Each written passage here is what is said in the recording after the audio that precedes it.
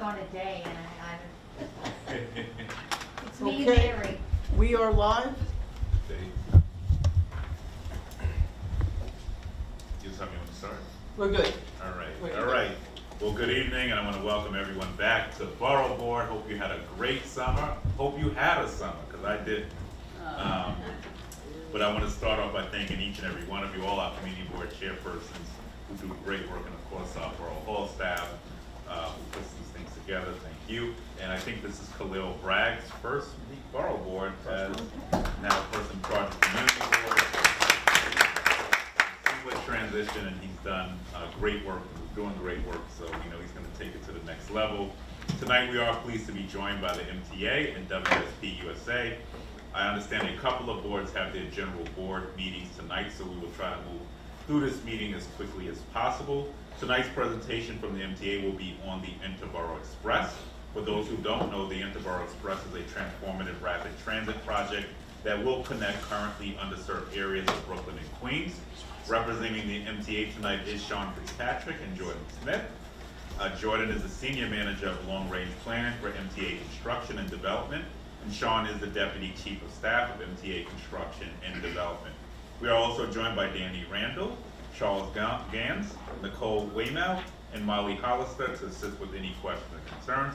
Welcome, Sean. Good to see you on this side of the table, and you now may begin your presentation. Excellent. Well, thank you, Borough President. Great to see you, and thank you, everyone, for listening to us tonight. We're excited to be coming to you with we're at a very interesting and important juncture of the Interborough Express project. So we wanted to, make sure we established lines of communication early and often, and look forward to giving you a rundown of what the project intends to be, what we've done so far, and how we intend to stay in touch with you as it continues to develop. So I'll start with a little bit of project context. As the Borough President noted, the Interborough Express would be what we think is a transformative new transit link between Brooklyn and Queens. That's directly between Brooklyn and Queens, not requiring you to go in to get between the two. And it would be built along what is currently a sort of little-used freight corridor that runs from Bay Ridge all the way in sort of the southern part of the alignment in Brooklyn through Jackson Heights. We would take advantage of that. It's one of the few freight lines that currently exists. The northern portion, which is to say most of the portion in Queens, the sort of northern 3 miles or so, is actually owned by CSX. We're having conversations with them about how to sort of put it to better use, not displacing them, but sort of supplementing. The southern portion in Brooklyn, the approximately 11 miles there, is owned by the Long Island Railroad. It's currently operated by the New York and Atlantic Railway, which is a freight franchisee of the Long Island Railroad. It says up to 3 trains a day. That's sort of the busiest day imaginable. Most days there's sort of 1 or 2 shorter trains that serve local customers along the right-of-way in Brooklyn. So the corridor, you all know it well, but it's an extremely diverse study area. There's something like close to 1 million people who live there. We expect that to continue to grow. It's also an increasing job center. More than 250,000 jobs within half a mile of the right-of-way. And it's a very diverse area with a lot of people who already are sort of dependent on transit, zero-car households, about 50%. And it sort of reflects all the diversity of Queens and Brooklyn. The other thing to note is that travel patterns are changing, and that although there was a time when sort of, and the subway network is set up to get people in and out from the outer boroughs to Manhattan, there's increasing demand for travel within Queens and between Brooklyn and Queens directly. And we think that this is, in fact, in this study area, there are more people who commute sort of within Brooklyn and Queens than go into Manhattan. And so we anticipate sort of being able to serve those folks as a key opportunity that this project provides.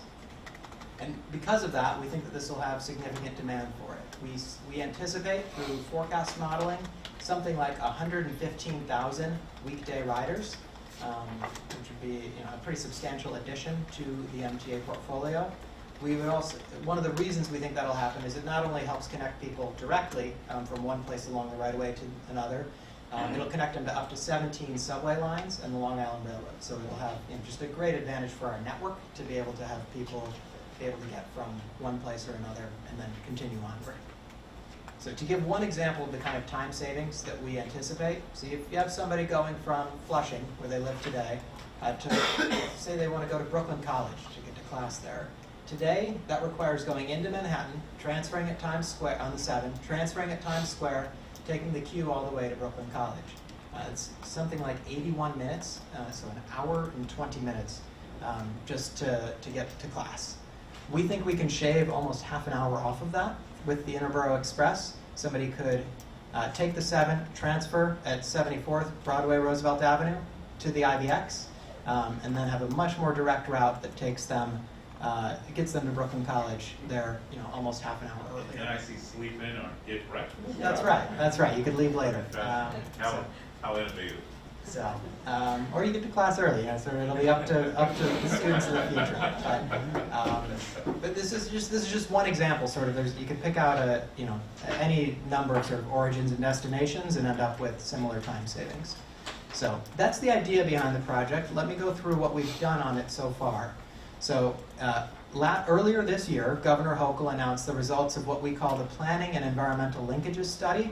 It's a technical term for what was essentially a planning study to lay out what mode the project should be, sort of what type of vehicles do we think would be most effective for getting us from one point to the other, to identify potential station locations for further evaluation and study, and to advance our engineering and sort of transit planning for the project, to give us a better sense of what are the challenges that we'll be facing going into this and how can we try to address them. So to start with, one of the big questions was, what type of transit project will this be? We looked at 3 options. We looked at conventional rail, which is to say something sort of similar to the Long Island Railroad or Metro North trains that you might be familiar with.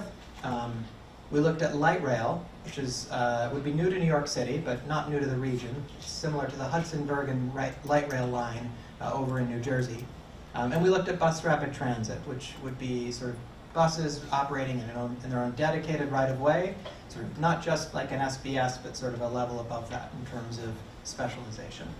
And I'm not going to bury the lead here. We decided that light rail would be the best choice.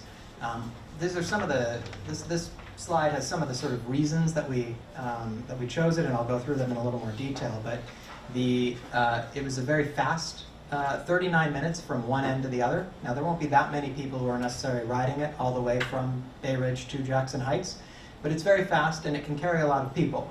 We anticipate that a 2-car light rail consist, it's called, would be able to carry 360 people. What that adds up to is that it would get people where they want to go very quickly, and it would be able to hold enough people that we could meet that demand and sort of move all 115,000 daily weekday riders.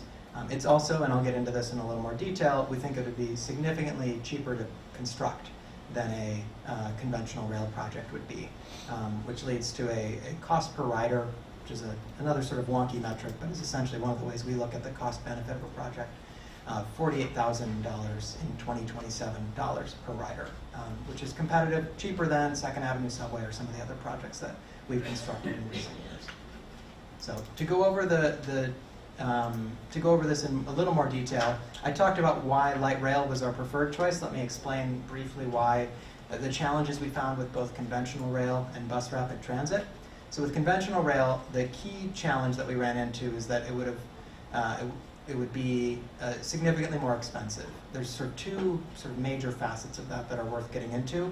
One is that it would require the construction of a new tunnel under the All Faith Cemetery, just north of Metropolitan Avenue. That would be a significant cost, and obviously, doing construction in and around a cemetery is a challenge. Not necessarily, some cities have done it before, but it would certainly be a challenge. The other key thing to note about conventional rail is that there's another tunnel. You actually, on the early slide, you saw the existing East New York tunnel that's sort of in Brooklyn, in the Broadway Junction area. That's an old tunnel. It's actually almost 150 years old. And it's not wide enough for us to be able to run a standard Long Island Railroad train through it and still have adequate sort of safety egress. The ability for, if there was an incident and people needed to alight the train, there wasn't enough space. And so that was a constraint we ran into. Not impossible, but it would mean having a highly specialized, very expensive type of rolling stock that there'd be limited availability for. So those were a couple of reasons that conventional rail was less attractive from our perspective. Bus rapid transit is an even simpler story. Fundamentally, it just couldn't meet the demand, even because buses can hold something like a quarter of the capacity as a light rail train. Even if you ran twice as many buses as you do light rail trains, you just couldn't meet all the demand that we anticipate. So that was a more straightforward decision to eliminate bus rapid transit. And that leads us to light rail, which we're very excited about. Again, it'll be new to the MTA family, but we think it has, this is a great application for it, and one that will meet the demand and be able to serve riders very comfortably and effectively. So we've also looked at station locations, and you'll see on the right there's the initial map. Again, this is not completely set in stone. We will certainly do more engagement with the communities and sort of try to understand how exactly to best sort of serve everyone here. But we looked at public feedback. We had a function on our website in which more than 1,000 people came in and said where they thought stations ought to be. And they mostly lined up with what we expected and what our planning tools suggested. We looked at ridership and sort of which stations would actually draw enough riders to justify the expense. We looked at transfers. This was a key thing. We want this to enhance the connectivity of our network. And so the ability to connect to those, up to 17 subway lines and the Long Island Railroad was very exciting to us. And we did take sort of an initial pass at the constructability. What are the things that would make a station possible to construct, and what are the things that would make it very, very challenging? And obviously we also need the spacing to be appropriate so that folks aren't stopping so often that it sort of defeats some of the time-saving benefits for them. So we're going to do a lot more work on this, but this led to our selection of initial stations. We have 19 picked out. They connect with all the subway lines listed there. There'd be 13 of these stations would have transfers. And then just as excitingly, 6 stations would be new stations, or would be sort of new service, meaning that there currently isn't a subway or rail connection in those neighborhoods, and they're going to get it now. It would also connect with currently 51 bus route connections. Obviously, we're in the midst of engagement over the bus redesigns. That number will change slightly as those get sort of figured out, finalized, but we're very excited about the ability for this to connect with all of the MTA's services. So the final point that we studied as part of this process was to look at the actual construction of the project. And that's where we ended up with a construction cost of something like $5.5 billion. It's a large number, and we want to explain sort of why does it cost that much given that the right-of-way already exists. Certainly it's a great benefit that there already is a right-of-way, but we will need to essentially reconstruct the entire 14-mile length of it. And sort of the key constraint and a significant cost driver is illustrated in the diagram on the right here. Currently, the right-of-way has one freight rail track running down the middle of it. In most places, there'd be space for 2 tracks if you rearranged it a little bit under the existing bridges that run over it. And there's up to 45 bridges that we think actually we will need to reconstruct those bridges in order to make room so that the supports for the bridge don't get in the way of where the tracks would need to be. And this is so we can maintain the existing freight access while adding 2 dedicated tracks for the light rail service to run as frequently as we think it needs to. So this is absolutely a sort of major complication and sort of challenge that we're faced with in this project. It's one, though, that I think this MTA is well positioned to meet. The Long Island Railroad third track project, which completed on time and under budget last year, had to deal with a lot of this exact sort of work, bridge reconstruction. You can see on the left a photo of the sort of method that we came up with there, where the new bridge is actually constructed off-site, put together next to the place where it will be, and then over the course of a single weekend is pushed into place. It's sort of box jacking is the technical term for it. And that's the sort of thing that allowed us to deliver that project as successfully as we did. And so we're going to seek to leverage those lessons learned and be able to deliver this project hopefully under budget based on where we are today. But so that leads us to where we are now. This is a good planning study, but we are still very, very much at the early stages of the project, and that's why we're excited to sort of be out. We met with the Brooklyn Borough Board earlier this month. We're excited to be out here in Queens tonight and to have this as sort of we obviously had briefings last spring and summer, as we started to think about this project a little more earnestly. We expect this to be the beginning of a lot more engagement. So There's our website where you can read the full document that I described, the highlights of today, new.mta.info/IBX. That's on the papers in front of you as well. And we're starting. The WSP team that's with us tonight is our consultant for the environmental review. So we will be going through a full EIS, we anticipate. And we'll have all the formal public engagement processes that are required as part of that. We're also going to go above and beyond. This meeting is not a requirement, but we're here because we think it's important to sort of make sure that community boards and the Borough President's Office is fully engaged and knows where we are. We're also in the process of, this is not yet a funded construction project. So we're in the early stages of it. We're funded to do the environmental review, and we're optimistic that this is a project that certainly the governor has prioritized and has expressed great interest in, but we're in the very early days of sort of figuring out exactly what timeline, exactly how to pay for the project. But we want to make sure we get input now when we can still shape the project rather than tell you, oh, sorry, it's too late.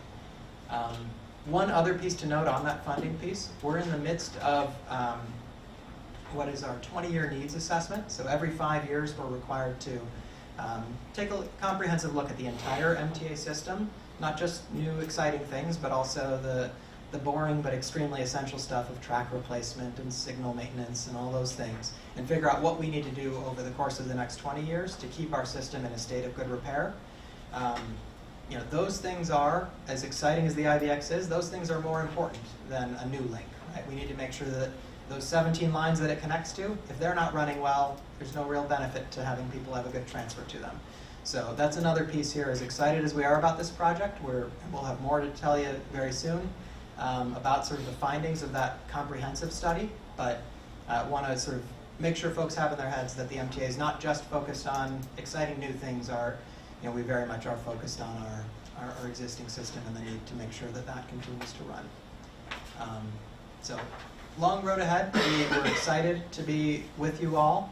We will be doing more in-person and virtual engagement this fall to make sure that folks have a sense of the work we've done so far. Last month we did a virtual town hall with more than 400 people who attended.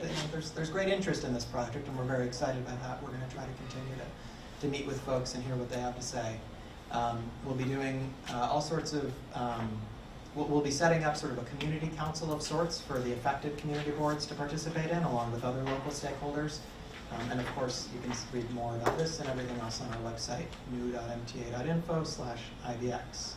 So with that, I thank you so much for your time and attention, and we're happy to answer any questions you may have.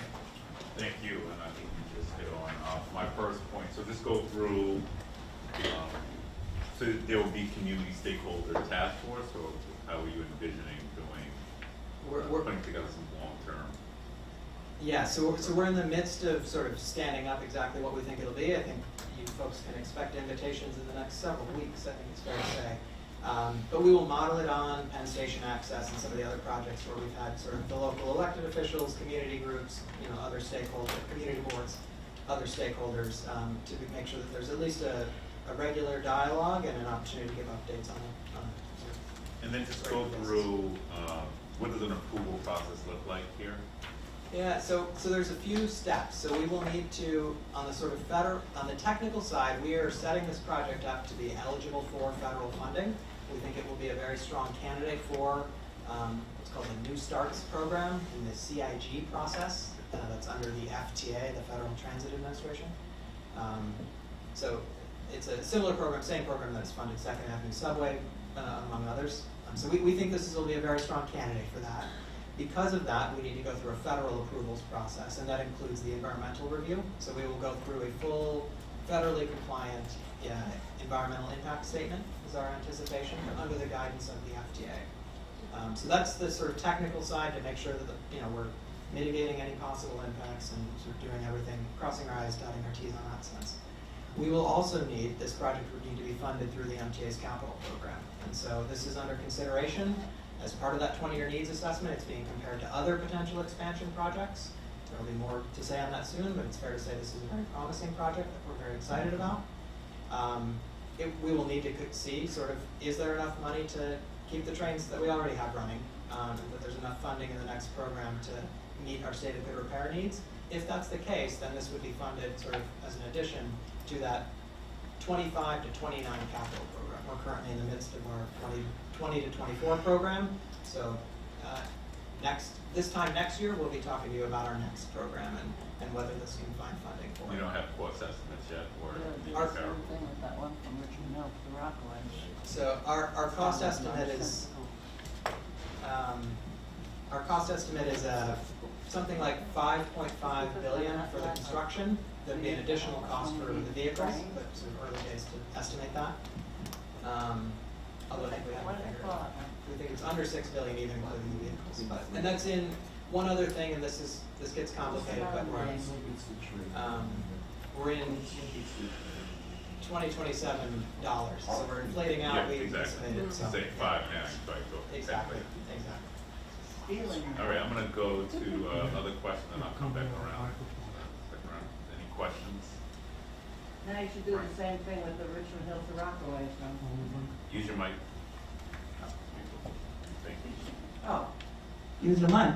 Yeah, continue. Richmond Hill to Rockaways, that nonsensical thing about doing a park, or you don't give up train right-of-ways ever, and this is why. This one never should have been given up, and the one I'm talking about never should have been given up. So the Rockaway Beach Branch reactivation is another project that's being studied as part of this 20-year needs assessment. So we will actually have an update on that project and sort of how it shakes out in comparison And to with others. congestion pricing, we really need all of that. We really do.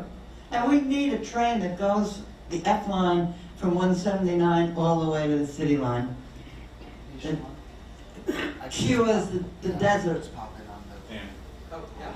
you can sit up too. I can just pop in on that too. Use the current- mic that we have. The Queens Link proposal, right, which right now the city advanced sort of a design study for the park aspect of it. We're requesting that still include the ability, if activation ever were to reoccur, for that to be provisioned a part of that. So, the park is advancing with their part, but with in mind, the MTA. And that was a conversation we had with the mayor, even before he put his money in, to make sure that one didn't eliminate the other.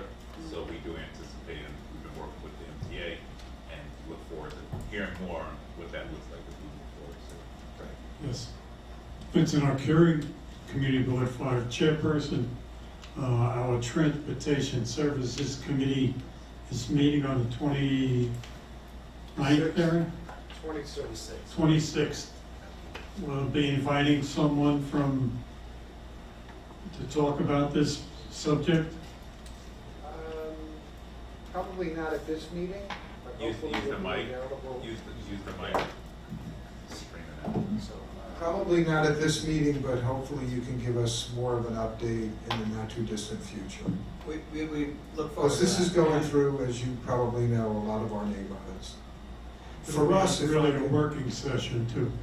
Yeah, Vinny, just for us, one of the big concerns that's sprouting where we are is how the light rail would probably have to come out of the tunnel at Metropolitan Avenue by the M train, by Christ the King High School, and be on the street for a certain number of blocks. Could you elaborate on that maybe?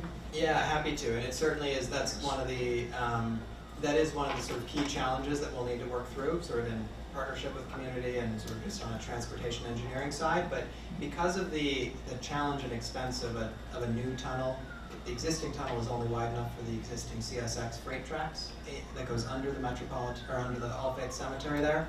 That's the reason that we are advancing the idea of street running, it's called, from on that sort of it's a less than a mile stretch on Metropolitan Avenue in the 69th place, I think it is.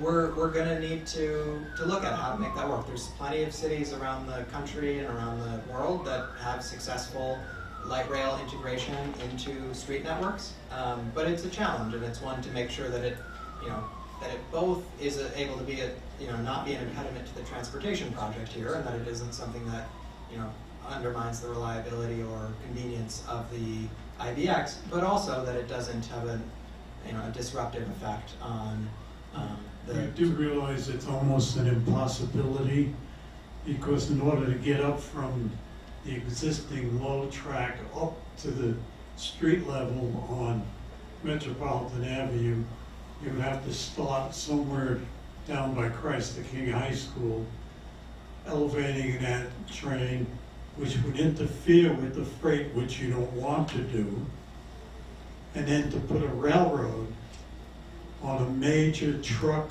route. Metropolitan Avenue is the major route from the Williamsburg Bridge to Jamaica. It just will be impossible to handle a train riding on it.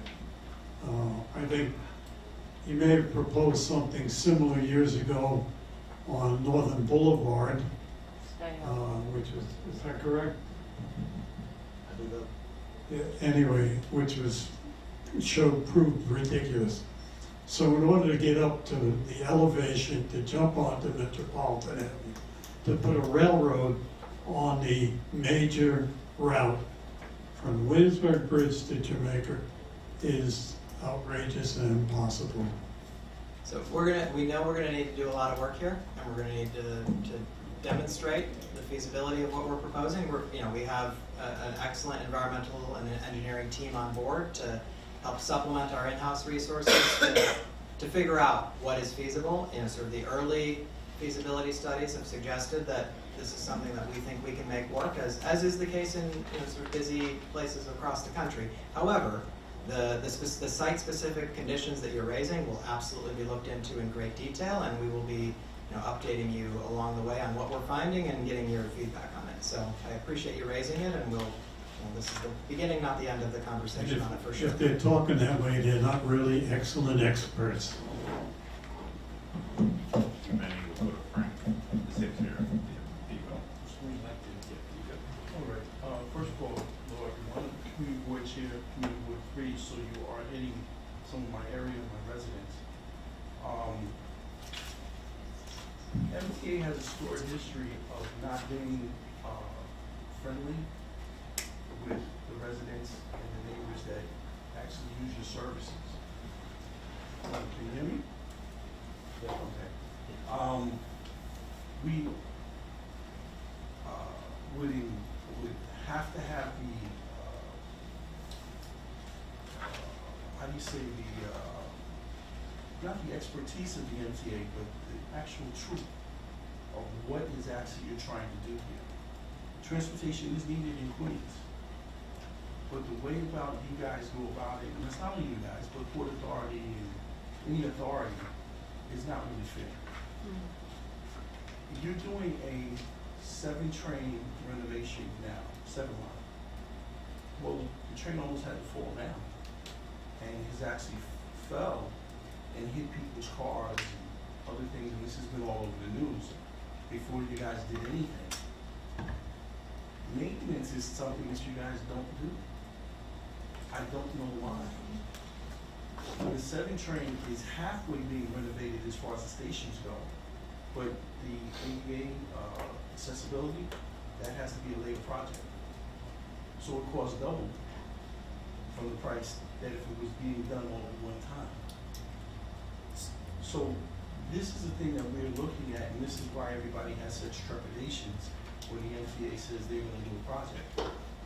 And this is what happens. The absorbent price of $5.5 billion, is that because you're tearing down these bridges that need to be maybe torn down and redone? Is that?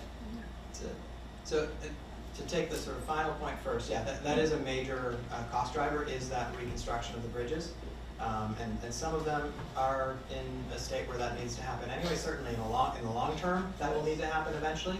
I'm not going to say that they're all sort of falling down today, but certainly we're going to be looking sort of side by side on what needs to happen. On the broader point, I completely appreciate you raising it, and I'm glad you raised it, because the IDX is a project that we're very excited about. It cannot be done in a world in which we don't have funding in place to actually take care of the maintenance issues that you're raising, and the sort of basic, not a sexy project. It's, in fact, it's disruptive while we have to do the work to maintain our system in a state of good repair. But it's really important. The 7 line, it is, we are excited that we finally have the ability and the funding in place to do, a pretty significant station renewal package that's, sort of well underway on the 7 line. We do have, significant ADA investments coming to more parts of the 7 line. I know later this year we'll award work at 33rd Street and 46th Street. So we're working our way through it. There's our goal is to make sure that by the end of this capital program, nobody is more than 2 stations away from an accessible station. So we're going to sort of spread them throughout the system. But what you're saying is really important. If we come to you a year from now, and what we're hearing from our partners in the state legislature and the city is that there's not going to be enough money to do the basic state of good repair, we will not be coming to you saying, well, we should do this project anyway. We're going to say, no, we need to put all of our resources into making sure that we're turning the tide on the existing system. One example of it, and it's relevant on the sort of question of the actual state of our elevated structures.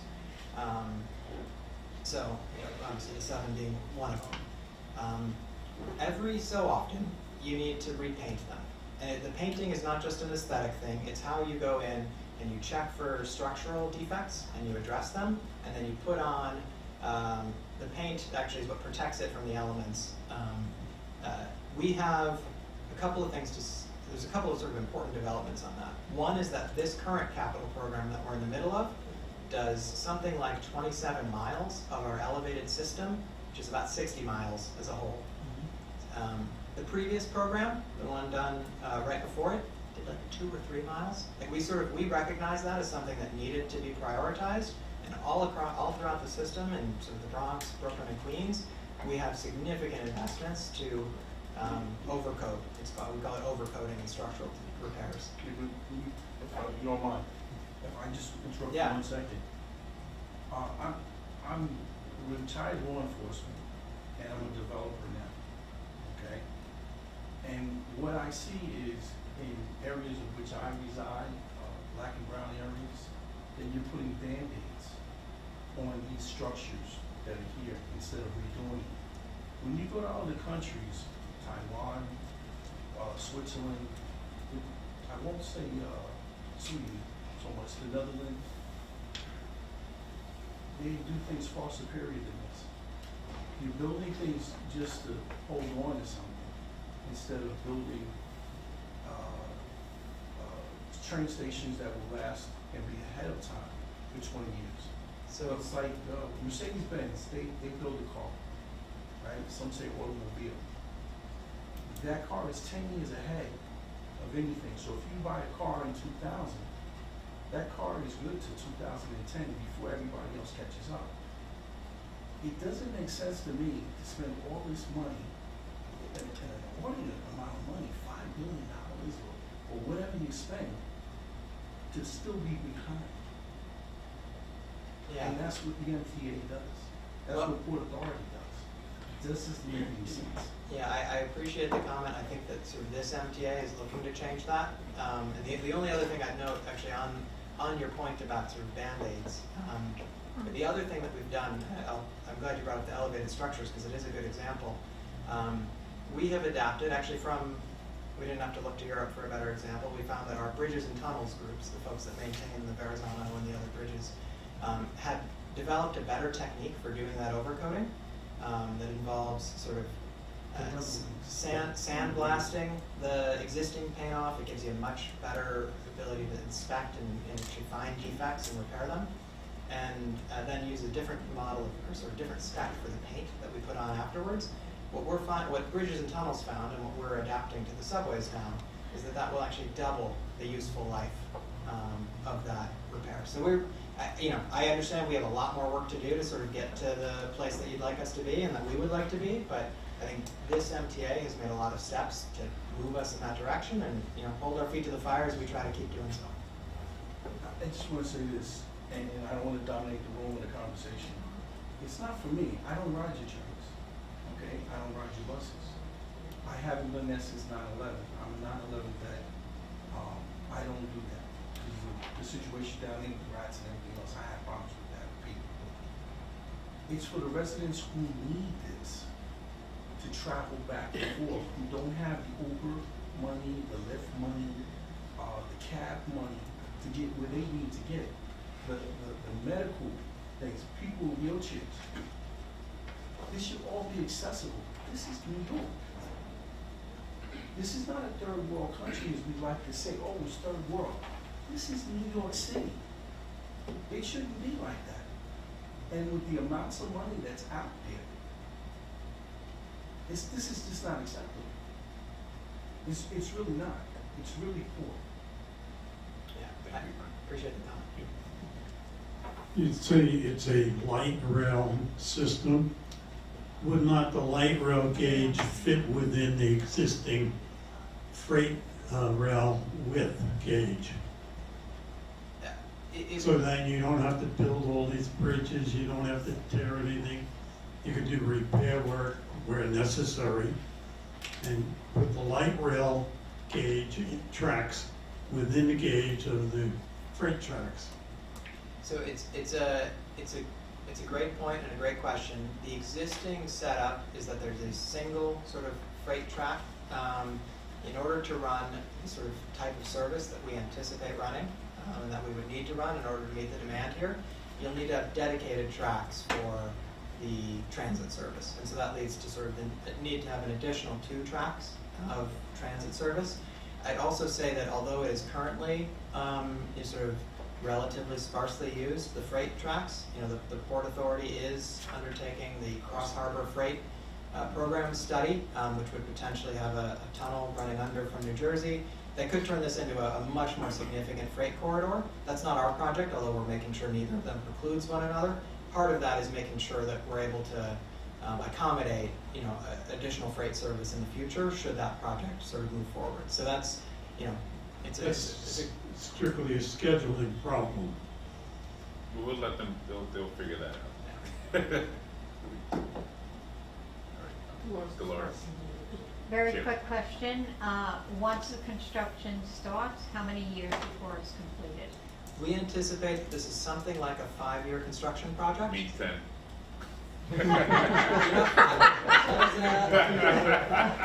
That's MTA math. So that is an extremely, that would be an extremely fair comment, I think, about some previous projects. I will say, the project that this is most similar to in our recent experience is the Long Island Railroad third track project, which we got done actually a little bit faster than we anticipated, and it took, 3 years? It was one we were able to accelerate because of COVID and other things, but I think that this MTA is making sure when we say 5, we mean 5. Okay, So thank you. I appreciate it, but hold us to it. Hold us to 5, not 10. Thank you.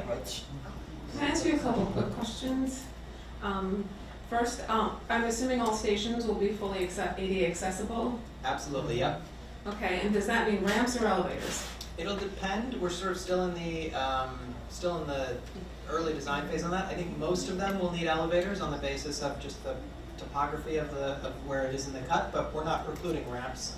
We That would like be ramps great. where we can. You could talk to your friends at the Long Island Railroad. We would like to have that discussion about Forest Hill Station Square because we think ramps is an asinine idea, but that's not your problem, thankfully.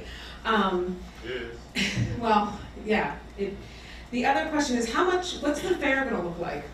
So we anticipate that this would be the same as a subway fare. Ultimately, the board will need to make the decision by law, but we anticipate this would be like a subway fare with a transfer, included, same thing.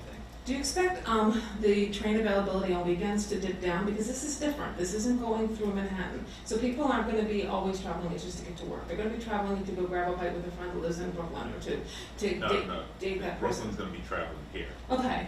Well, okay, that works for me too, because they can come to the stadium and have a good old time. But so my question is, are you looking at ridership a little differently for weekends as opposed to your typical Manhattan route? It's a really great question. We are still sort of a ways away from having detailed sort of schedule planning, but certainly, you know, the fact that this would serve a different type of ridership is something that we're very keenly interested in. It's part of what makes this an attractive project. So I don't have a promise on it, but certainly it's something we'll look at. Will you be able to transfer from that light rail to the subway system without an extra step-up fare? Will you be able to do the same with the Long Railroad, or will there be a step-up fare? How will that work? Yeah, so the anticipation is that you will be able to sort of, this is all sort of very preliminary planning stages, so, you know, take a grain of salt with this. We're not the decision makers just yet, but the anticipation is that you would be able to transfer to other subway lines, same way from like a bus to the subway today, sort of not. Free transfer? Free transfer, yep. And LRR? And LRR, I think, you know, obviously the city ticket is sort of in its early days still, but I think, I don't sort of have anything to say other than it would be, the anticipation is to be similar to whatever at that time the sort of City policy ticket is cost. between Subway and Long Island Railroad. And along the Queens routes, do you have are there particular stops that you have had sort of where people have been resistant to them? Because when I look at some of the stops, particularly Elliott and Metropolitan, those are relatively areas where people have chosen to live, where they've embraced taking the bus, they've embraced taking the bus to the train. So now you're going to have this train coming through. Have you had resistance up there? Because I would imagine that that's going to require some discussions. It will absolutely require some discussions. I think, you know probably better than I do that no community engagement in Queens leads to unanimous viewpoints.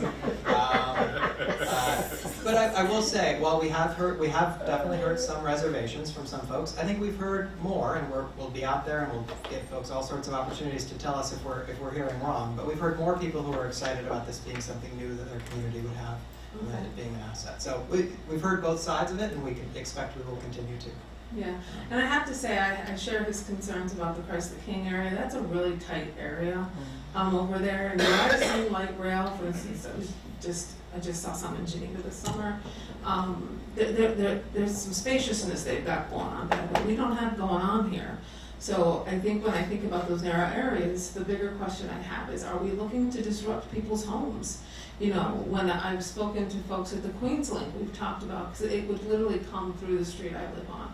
And there's some discussion that it could be disruptive to homes, right? And they know this. When I look at this project, I ask myself the same thing. Is this going to be disruptive to residents? Like you talked about not wanting to disrupt cemeteries. Totally get it. But I'm also wondering about the people who are living in those communities. Are we looking to possibly having to eliminate a house here, a house there in order to make this line work, or a building here, a building there, in order to accommodate this? Is that a possibility? It's a really important question. It's one that we are sort of,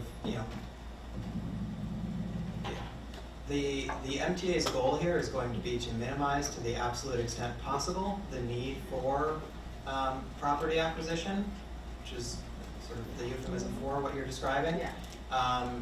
The thing I'd note here is the existence of the existing right-of-way is if this right-of-way did not exist, it's fair to say we wouldn't be sitting here saying we should condemn this right-of-way, all these 14 miles worth of homes and businesses. So it allows us to, compared to almost any other project that we've done, significantly minimize that impact.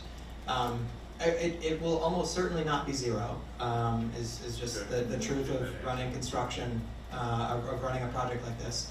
However, we do, and the Second Avenue Subway team is a good example, has, I think, successfully navigated this in phase one, where there were impacts.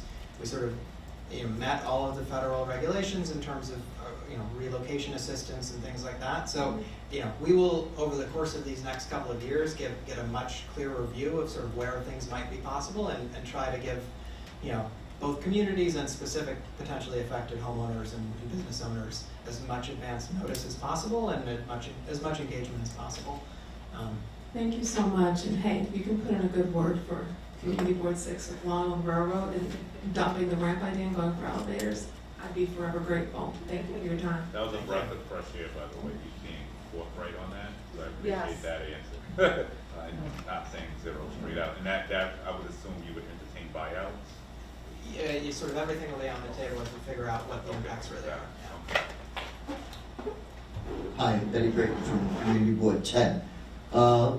light rail, in terms of what you're doing, and I realize you're very much at the beginning end of the road than at the end of the road, I would urge you, having gone through the entire light rail process for the JFK light rail, that you learn and modify, fit some of the procedures, going to some of the issues Heather raised, on how to relate to the community along the right of way, to minimize construction impacts, and to reach out.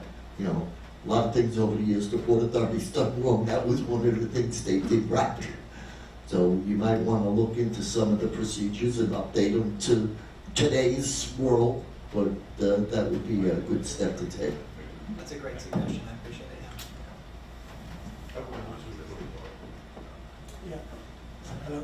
If I use It's on. Okay. If I use Ali from Community Board 9, what were the fundamental reasons for the tri-borough being canceled in terms of favor of Interborough? Yeah, so the biggest change is that Penn Station access is happening in the Bronx. So and that's a Metro North addition of 4 new stations in the East Bronx that'll have direct access on the New Haven line to Penn Station. And what that means is that the previous, I think RPA was one of its most prominent champions of the tri-borough idea, went over the Hellgate Bridge from Queens to the Bronx.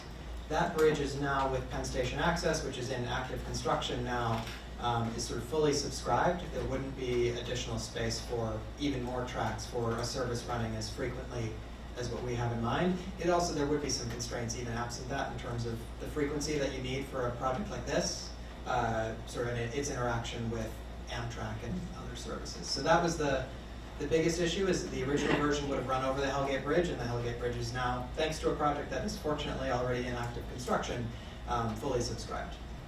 Thank you. And I had 2 other points that weren't raised: local jobs and WDE contract. So how are you thinking? What are you thinking in terms of that? Yeah. How many jobs do you believe is? So I don't know that we have a sort of preliminary jobs estimate yet. It's sort of early. We need to get a little more further along in the engineering to have a number that we feel credible behind. But I will say, we're very excited by the fact that for the first time now we have a local hiring authority, the ability to have a local hiring incentive and requirement program. We have that in place on its first pilot project. Actually, 2 of the first ones are in Queens at the Jamaica Bus Depot project and the A-Train Rehabilitation and Resiliency Project in Rockaways. So we're excited about it. Those are projects that are sort of just in design, build, construction starting now. So we don't have, it's a learning process for us to make sure that's effective. But we are, for the first time, federal requirements changed thanks to the Biden administration, and we were able to have a program in place. So we're excited about that. We think it's a new opportunity. On MWBEs, the MTA has. That's a place where I think our track record is very strong. We're the sort of by far the largest amount of money in New York State going to MWBEs, and like any other project we do, as we get closer to it, we'll set a goal and we'll seek to exceed it. And I would hope we're doing outreach events. Absolutely, there will be. Both the local hiring and Absolutely, we've already started scheduling, I think, for an event in Rockaways later this fall that we will look forward to you and your team being on. all right, good. So. All right, any other questions? Can I ask a question real quick?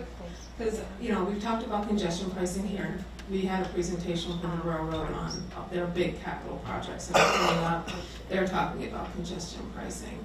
Has there been talk internally about how congestion pricing is getting divvied up? Because my concern is everyone's looking at this big purse, and everyone obviously wants their piece of the pot, so to speak.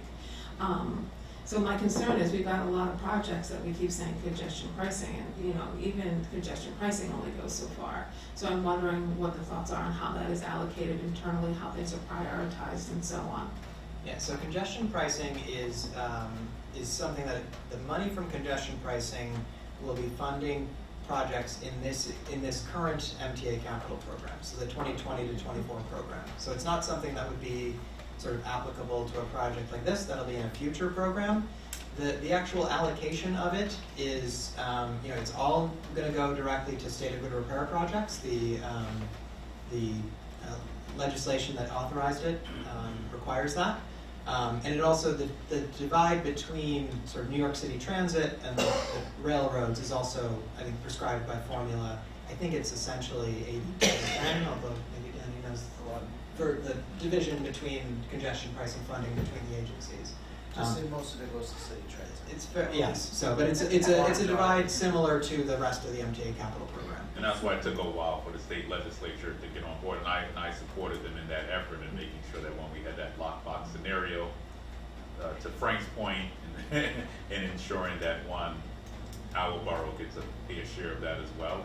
Yeah. Grateful that Senator Leroy Comrie's at the table, overseeing corporations, because we will, I anticipate really be able to see a lot of projects move forward that have sat on the books for a long time. But we will be watching, and that will be an internal discussion we have in terms of coming up with projects that we want to ensure the MTA prioritizes for our borough as well. So stay tuned on that.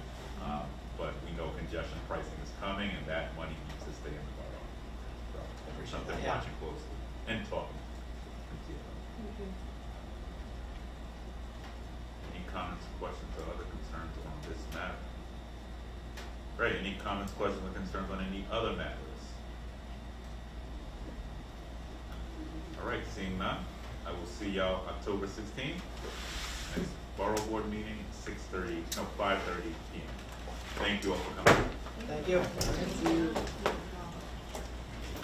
Thank you. Good to see you. What? New York City, I just lived on years.